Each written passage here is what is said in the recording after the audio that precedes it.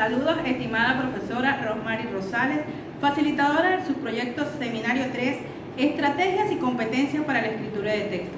Le damos la bienvenida al experto invitado, profesor Johnny Betancourt.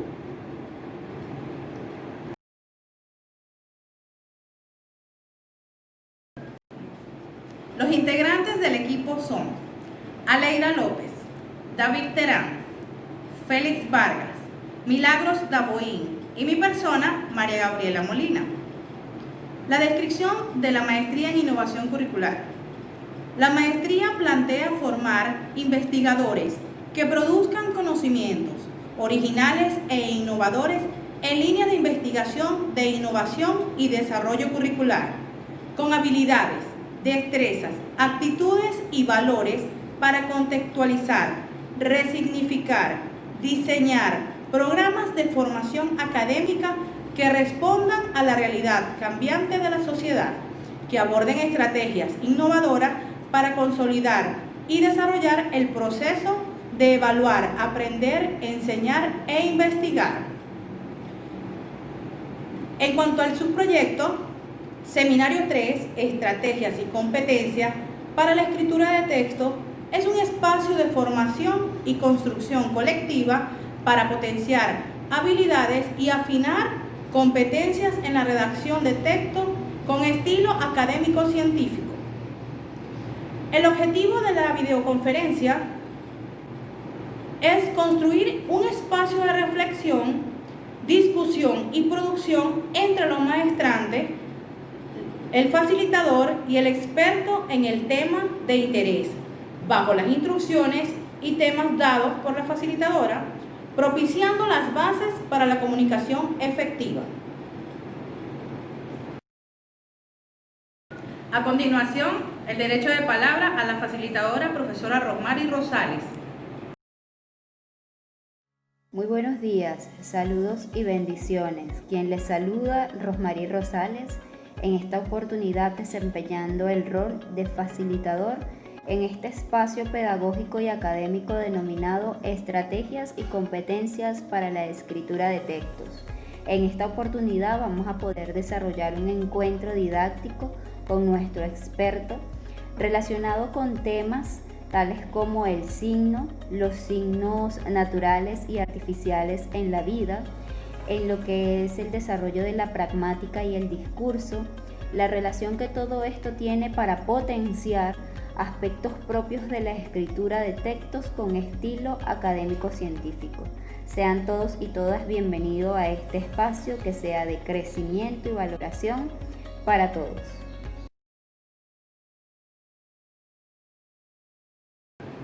Seguidamente, el derecho de palabra al experto invitado, profesor Johnny Betancourt, magíster en lingüística.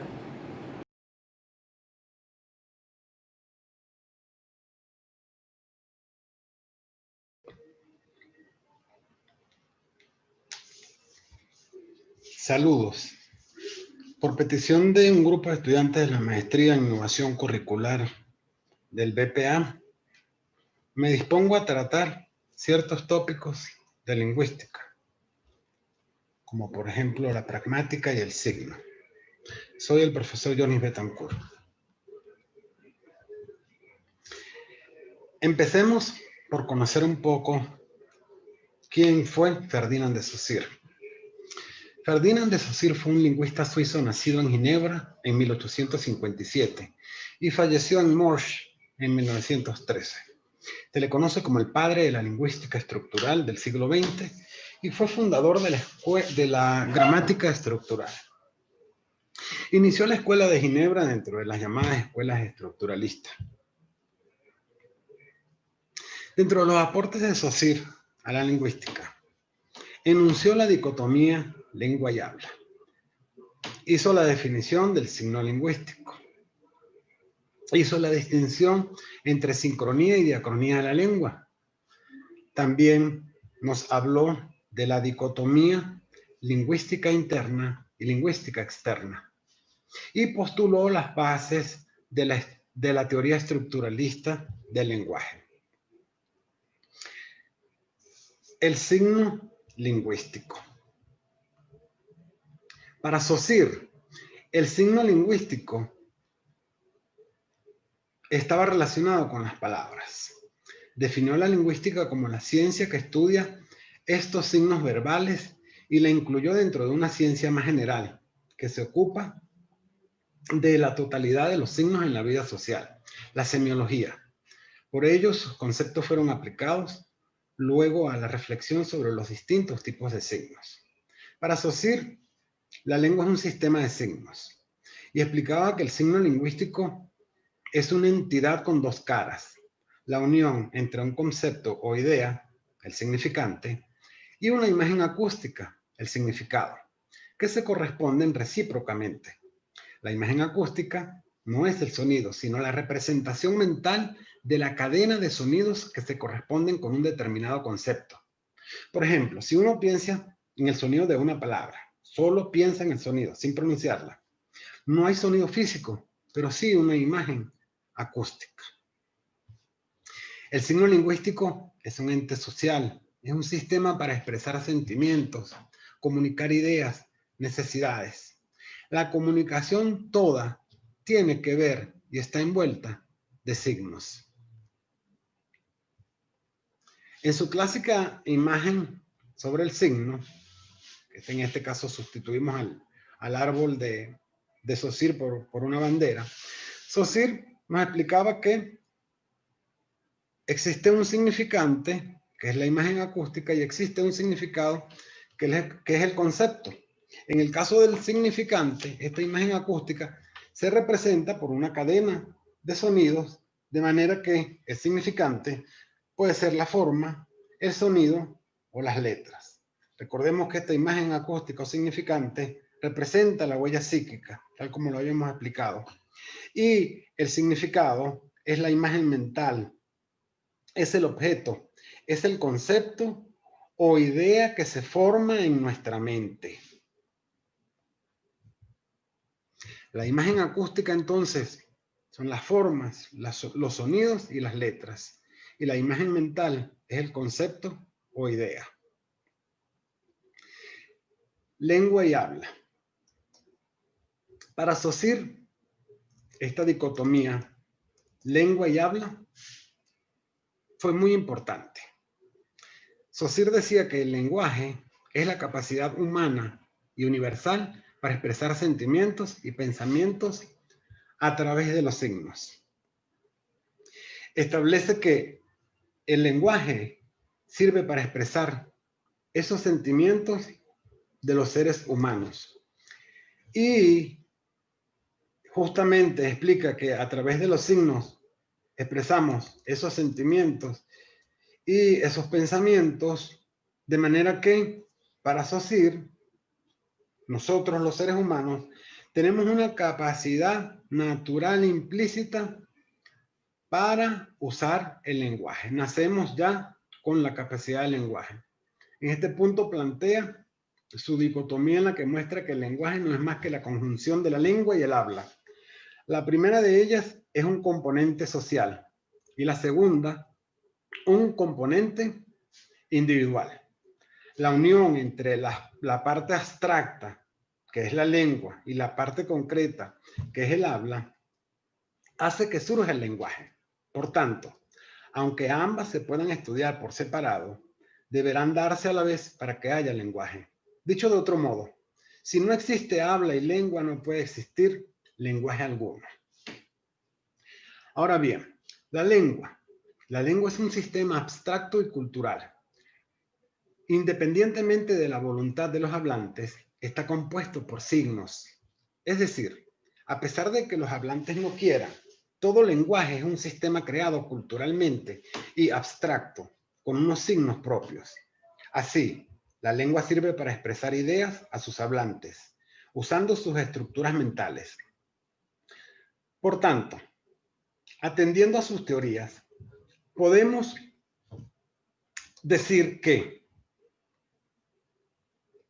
la lengua tiene ciertas características. Por ejemplo, en primer lugar, la lengua es social, ya que es una representación compartida y común por una comunidad hablante. Es decir, la lengua es un conocimiento que se comparte y se conoce por toda una comunidad hablante.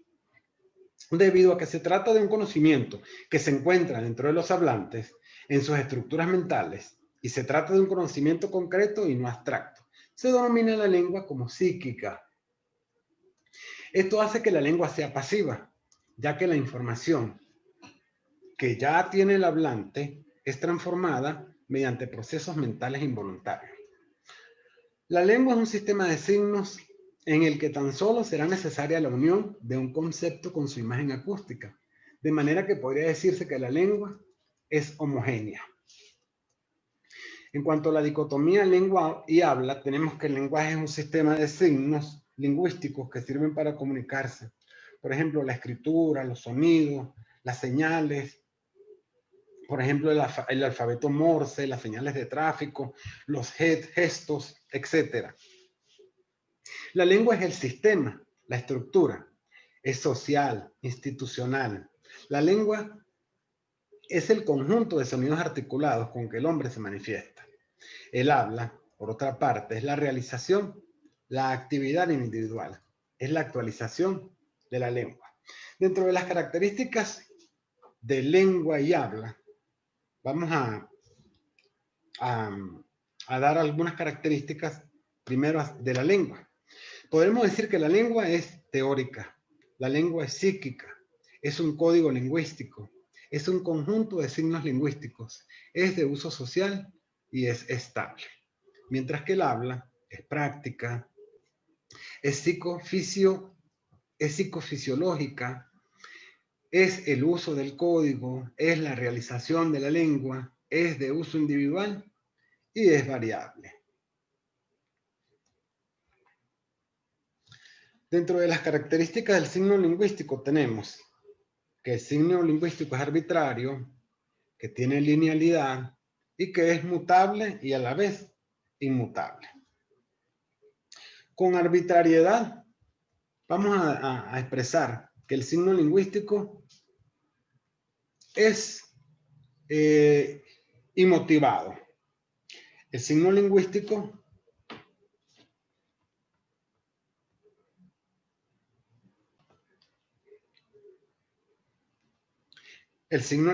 es arbitrario porque no hay ninguna necesidad para que el significante bandera, por ejemplo, esté asociado a la idea de bandera. Podría haber sido cualquier otra cadena de sonidos. De hecho, en otros idiomas no se corresponde este significante. En español tenemos el significante bandera y en inglés, por ejemplo, tenemos el significante flag, F-L-A-G. De manera que la primera característica del signo es que es arbitrario. No tiene una relación el significante, ninguna relación el significante con el significado. El lenguaje es, además, lineal. ¿Por qué es lineal? El lenguaje es lineal porque va en una cadena sucesiva de sonidos o fonemas. Además, el lenguaje es mutable e inmutable. Mutable desde el punto de vista diacrónico e inmutable desde el punto de vista sincrónico. Es mutable desde el punto de vista diacrónico porque puede cambiar a través del tiempo. Recordemos, por ejemplo, que el español que hoy hablamos no se parece en nada al español que se hablaba en el siglo XVIII, XIX. Y, por otro lado, es inmutable, esto desde el punto de vista de la sincronía, porque no cambia con el tiempo, pero no cambia con el tiempo el sistema como tal. O sea, el sistema y sus elementos se mantienen estables. En cuanto al replanteamiento del signo lingüístico, veámoslo desde su forma natural. En la antigüedad, el hombre conocía, por ejemplo, la luz solamente natural. El hombre de la antigüedad, antes del invento del fuego, conocía la luz solo porque salía el sol. Pero a medida que el hombre fue evolucionando y descubrió el fuego, ya el concepto de luz cambia porque no solamente es el sol, ya puedo representar la luz con el fuego, y luego viene el invento de la vela, luego puedo representar la luz con una vela. Pero para el hombre moderno, podría ser, este signo podría ser el sol, la vela, pero también la electricidad. Entonces, de esta manera vemos cómo, de manera diacrónica, un signo puede cambiar su significado. Con el tiempo, el lenguaje evoluciona y los signos cambian. Otra forma de replanteamiento del signo lingüístico es a través de las teorías. Por ejemplo, Gilbert y Ullmann, en su reconcepción del signo saussuriano a través del triángulo de Ogden y Richards, nos dicen que para que exista la significación, no basta con el elemento externo significante, ni con la cosa referida, externa a su vez, imposibles de conectarse por sí solos. Ya vemos acá un nuevo elemento. Alrededor del signo hay al menos 4 elementos para estos autores. Elementos materiales externos de la expresión, como los sonidos, elementos no materiales psíquicos de la expresión, como la imagen acústica, elementos no materiales psíquicos del contenido, como el concepto, y los elementos materiales externos del contenido, la cosa, el objeto. Charles Peirce, lingüista norteamericano, nacido en 1839 y murió en 1914, hizo estudios muy significativos sobre el signo en el ámbito social. Veamos la concepción triádica del signo desde estos dos triángulos. El triángulo de Ogden y Richards y el triángulo de Peirce. Como vemos en el triángulo de Ogden y Richards, tenemos la imagen acústica por un lado, la imagen mental por el otro, y el objeto real. En esto difiere de Saussure. Mientras, para Charles Peirce, también hay otros elementos. Está el referente, que es el objeto, está el representamen, signo o significante, y está el interpretamen. El signo, según Peirce, es conocido como representamen. El signo representa o refiere algo en algún aspecto o carácter. Se dirige a alguien. Esto es, crea en la mente de esa persona un signo equivalente o tal vez un signo aún más desarrollado. Este signo creado es lo que el autor llama el interpretante del primer signo. El signo está en lugar de algo, de su objeto. Está en lugar de ese objeto, no en todos los aspectos, sino solo con referencia a una suerte de idea que a veces llama el fundamento del representamen. A diferencia de Saussure, a Peirce no le preocupaba el funcionamiento de la lengua.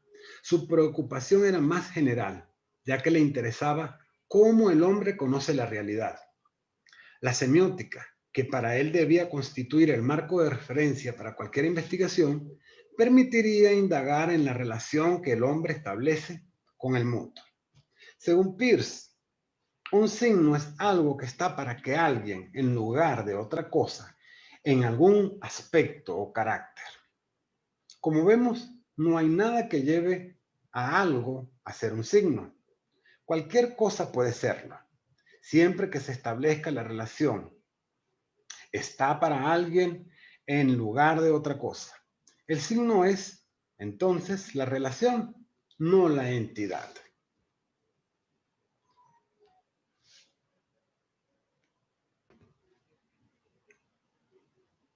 De manera que para Peirce, esta tríada se representaría como objeto, representamen e interpretante. Para él, el objeto es la porción de la realidad a la que se accede a través del signo. El representamen, que corresponde al signo, es la representación de algo. El mundo simbólico, el representamen es el aspecto del objeto que podemos conocer, nunca el objeto real. Y finalmente el interpretante se relaciona con los conocimientos y saberes de una cultura. El signo puede ser signo de otro interpretante.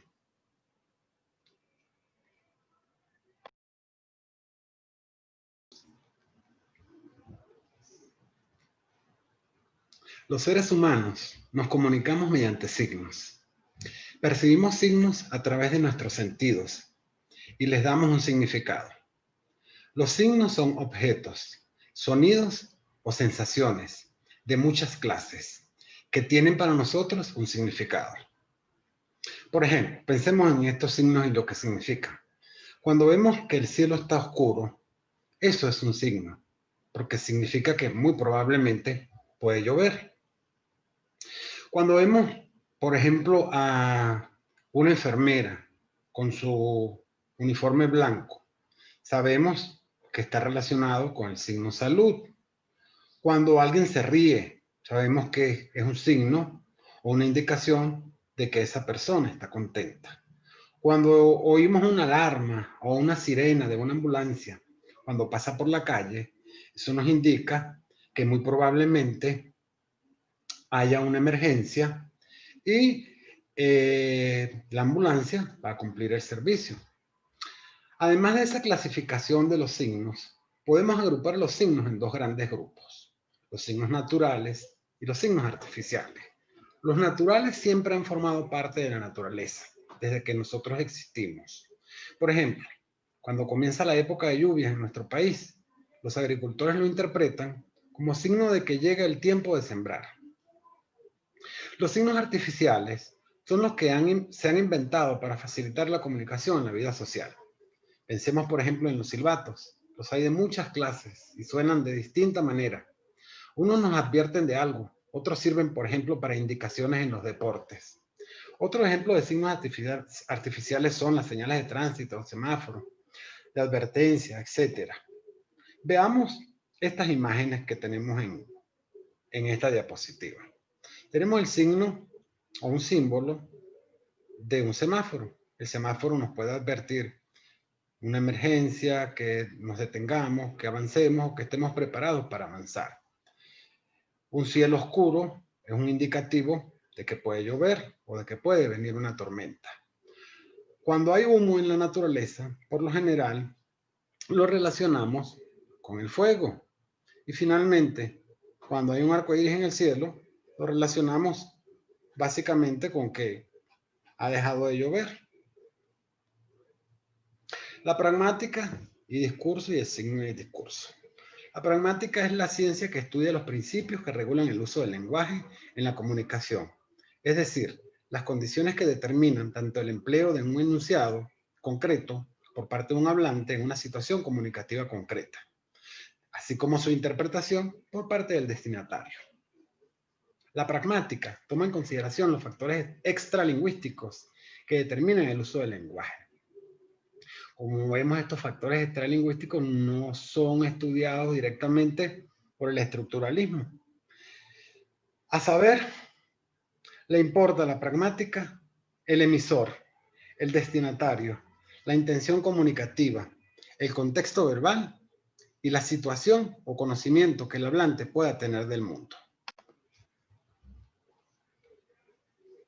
El hombre, cualquiera que sea su condición, su tiempo y espacio, tiene que ver con sistemas de signos, unas veces relacionados con cuestiones prácticas o naturales, otras con situaciones políticas, culturales o ideológicas. En todo caso, cualquiera que sea su naturaleza, los sistemas de signos son fundamentales para la interacción social. Lo anterior plantea la idea de que la sociedad en la que vive el hombre es un complejo sistema de signos. Interrogarse cómo construyen estos sistemas de signos implica acercarse a las hipótesis sobre la cultura y su impacto en el concepto del hombre. La noción de cultura, en uno de sus acercamientos, se entiende como un conjunto de prácticas significantes, como modos de generar significados que crean órdenes de comunicación de un sentido o de otro. Desde esta perspectiva, la cultura asume un sentido activo, a saber, la producción cultural de bienes constitutiva en la creación o modificación de formas de vida. Si nos instalamos en la óptica de Pierre Bourdieu, es una perspectiva activa de la cultura.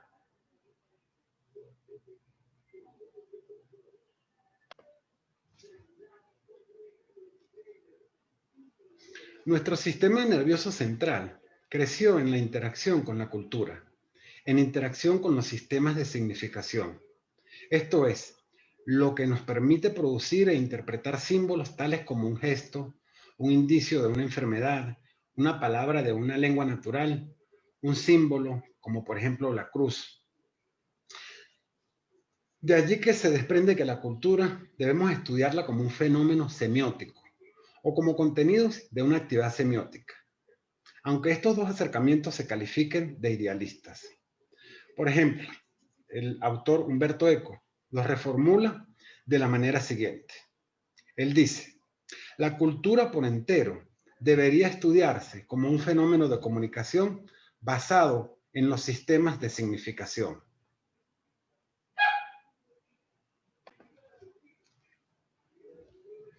Finalmente, ya para cerrar esta presentación, desde la perspectiva de los teóricos de la nueva comunicación, la comunicación es un proceso social permanente que incorpora muchos modos de comportamiento.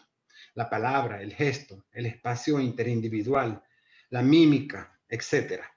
Esto es un todo integrado. Comunicarse es participar de un programa, de una partitura.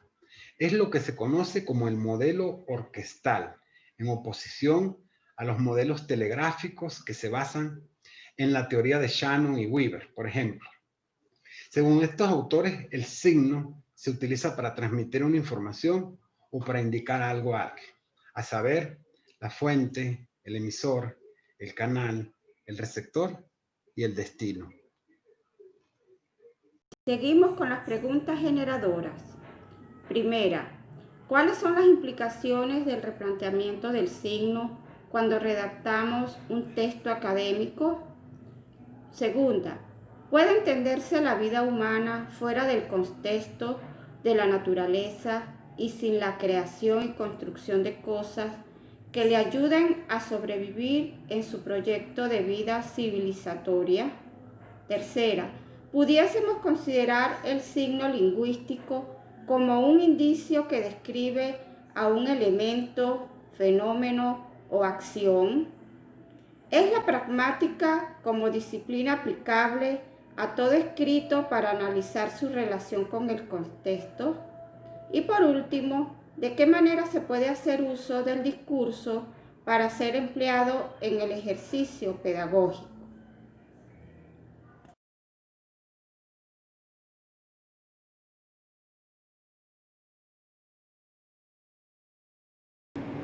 Dando continuidad a la actividad, me gustaría conocer su postura sobre cómo puede entenderse la vida humana fuera del contexto de la naturaleza y sin la creación y construcción de cosas que le ayuden a sobrevivir en su proyecto de vida civilizatoria.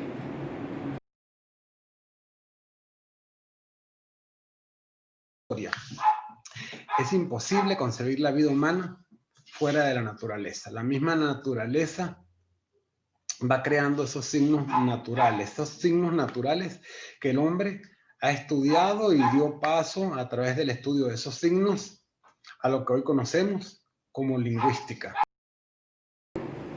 Saludos, estimado profesor Johnny Betancourt. Mi pregunta es la siguiente. ¿Pudiésemos considerar el signo lingüístico como un indicio que describe a un elemento, fenómeno o acción?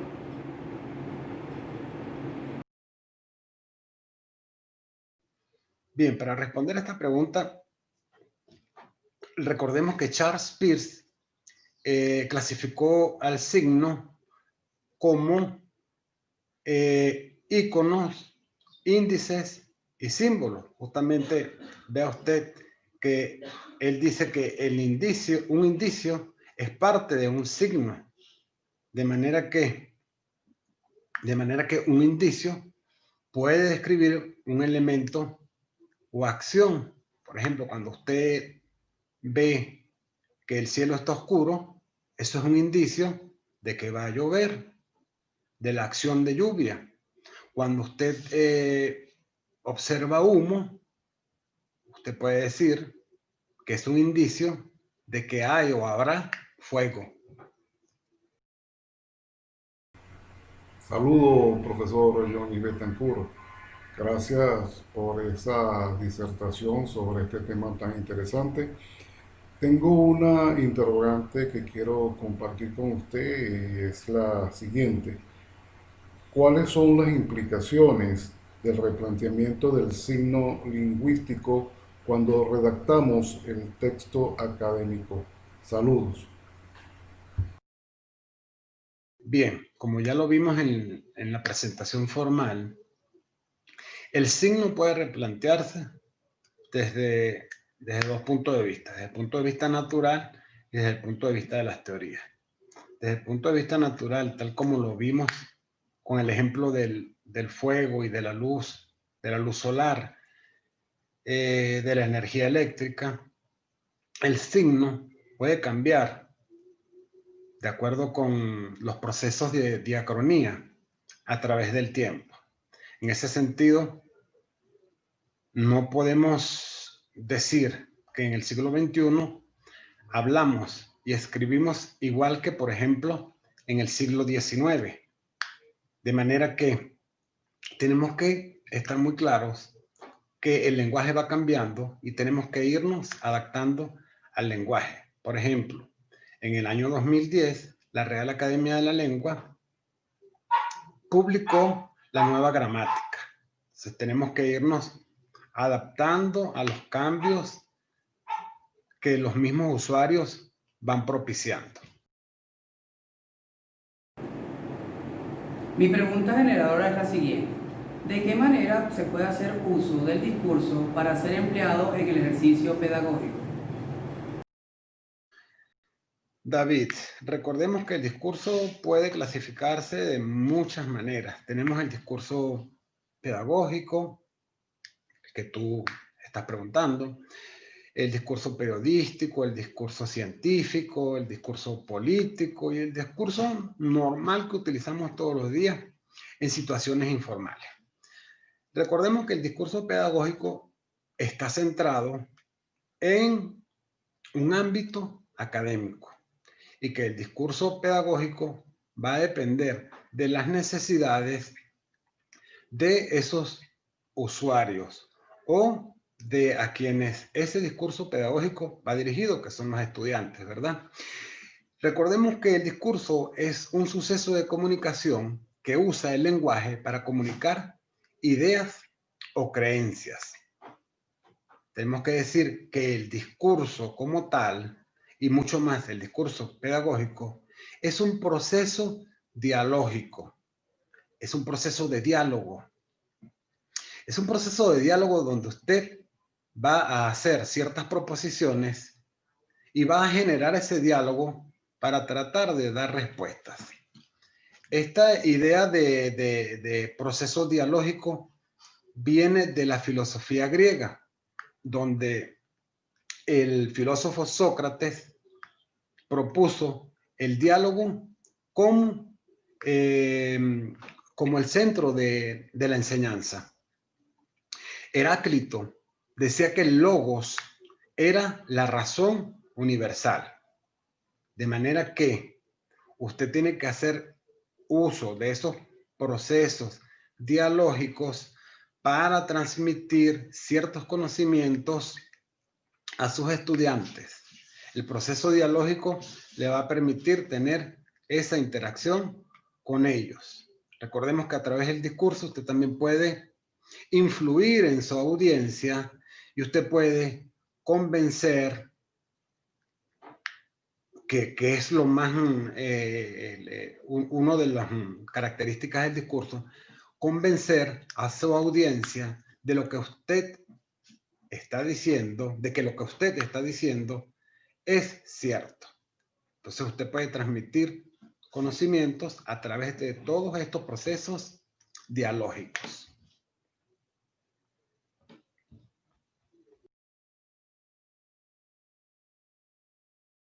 Mi pregunta generadora es la siguiente. ¿Es la pragmática como disciplina aplicable a todo escrito para analizar su relación con el contexto? Recordemos que justamente la pragmática estudia todos estos procesos extralingüísticos el qué entiende el destinatario, cómo lo entiende y cómo responde ese destinatario a lo que pudo haber entendido de ese emisor. En ese sentido, la pragmática sí se aplica a todo escrito porque el contexto determina la significación.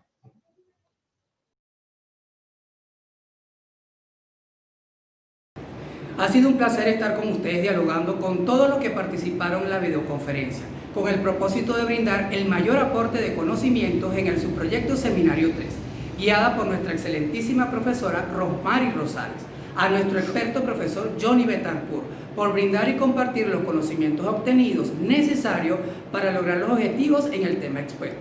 Conceptos de signo, la vida, los signos naturales y artificiales, replanteamiento del signo lingüístico, pragmático y discurso, y ver el impacto de ideas positivas y de retroalimentación ante el tema señalado. Gracias por su excelentísima participación. Que Dios le bendiga grandemente.